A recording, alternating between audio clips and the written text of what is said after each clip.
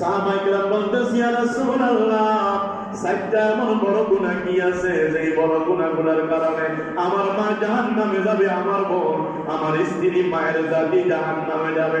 রাসূল ফরমান এক নাম্বার গুনাহ হলো মা বোনেরা আল্লাহ তাআলাকে বেশি কম ভয় করে, বেশি ভয় করে না।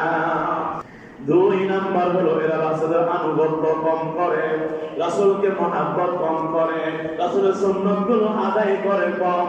এজন্য রাসূল ফরমান চারটা গুনার মধ্যে একটা হলো আল্লাহকে ভয় কম করে। দুই নাম্বার এদের মধ্যে আনুগত্য থাকে না রাসূল সাল্লাল্লাহু আলাইহি ওয়াসাল্লামের। মুসলমান তিন নাম্বার হলো এরা স্বামীর আনুগত্য করে না, স্বামীর কথা মানে না। চার নাম্বার হলো এরা সাজগুজ করে মুসলমান সুগন্ধি লাগাইয়া আতর সেন্ট মারিয়া ঘর থেকে বিনা কারণে বাইরে হয়।